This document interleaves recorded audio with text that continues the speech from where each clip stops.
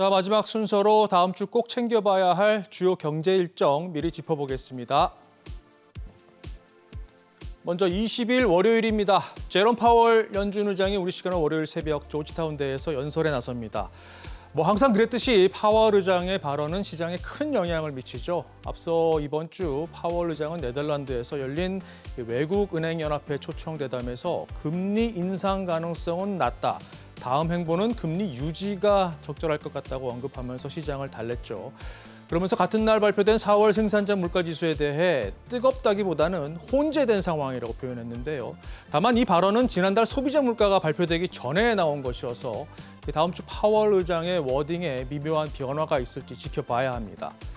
월요일 밤에는 또 라파엘 보스틱 애틀란타 연은 총재가 발언 릴레이를 이어가니까요. 이것도 보시고요. 이 밖에 주목해야 할 일정은 중국의 기준금리 역할을 하는 인민은행의 대출 우대금리 LPR입니다.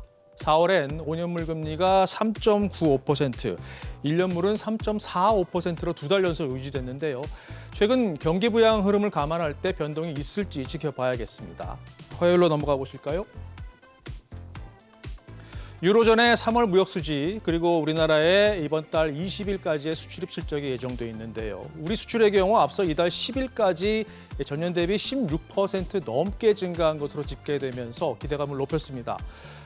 품목별로 보면 역시 반도체가 효자 노릇을 톡톡히 했는데요. 1년 전과 비교해 52%나 급증하면서 월가 기준으로 지난달까지 6개월째 두 자릿수 증가세를 이어갔습니다.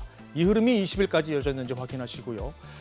자, 화요일 시장의 관심은 또 마이크로소프트의 연례 개발자 컨퍼런스에 쏠릴 전망입니다. 빌드 2024가 개막하는데 올해 행사는 MS의 인공지능 전략과 이를 활용한 코파일럿의 새로운 기능 등에 초점이 맞춰질 것으로 예상됩니다. 이번 주 오픈 AI와 구글 그리고 다음 주 마이크로소프트까지 인공지능 혁신이 줄줄이 공개됩니다. 이어서 수요일입니다. 인공지능 관련 주가 흐름을 결정지을 빅 이벤트가 기다리고 있습니다. 우리 시간으로는 목요일 이른 아침이 될 텐데요. 장 마감 뒤 엔비디아가 분기 성적표를 내놓습니다. AI 업계 대장주 역할을 하기 때문에 모든 시선이 쏠릴 것으로 보이는데 앞서 나온 다른 AI 기업들은 실적이 예상치를 웃돌고도 이 힘이 빠진 가이던스에 주가가 떨어졌죠. 이 때문에 엔비디아의 실적과 향후 사업 전망이 얼마나 좋냐 또는 나쁘냐에 인공지능 열풍이 더 갈 수 있느냐 없느냐가 갈릴 전망입니다. 기억하실 겁니다. 지난 2월에 발표한 4분기 실적은 시장의 우려를 한 방에 날리면서 엄청난 호재로 작용했는데요. 1년 전과 비교해 매출 265%, 영업이익은 무려 983% 급증하면서 엔비디아 주가의 고평가 논란을 잠재운 바 있습니다. 젠슨 황 CEO의 검은색 가죽 자켓에 더 힘이 들어갈지 귀추가 주목됩니다.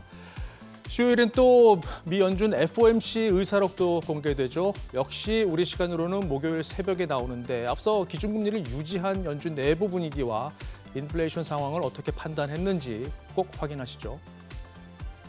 자, 계속해서 목요일 일정 보실까요? 한국은행 금융통화위원회가 기준금리를 결정합니다. 지난달 회의에서는 10회 연속 3.5%로 유지했죠. 이번에도 변동은 없을 것이란 전망에 무게가 실리는데요.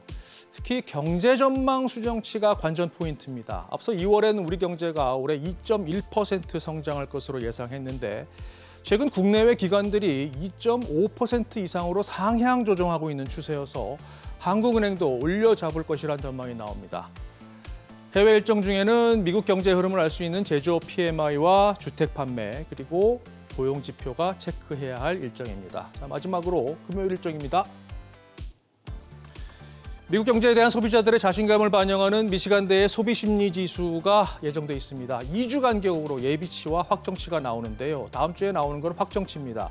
앞서 나온 예비치는 시장에 큰 충격을 줬죠. 월가 예상은 전달보다 소폭 낮은 76이었는데 실제 발표된 수치는 이보다 크게 낮은 67.4로 6개월 만에 가장 낮은 수준을 나타냈습니다. 특히 향후 물가 흐름을 어떻게 보고 있는지가 관건이었는데 1년 기대 인플레이션이 3.5%로 급등했습니다. 소비자들의 심리에 따라 물가 흐름도 바뀌는 만큼 이대로 확정이 될지 수치 꼭 확인하시기 바랍니다. 지금까지 다음 주 주요 경제 일정 짚어봤습니다.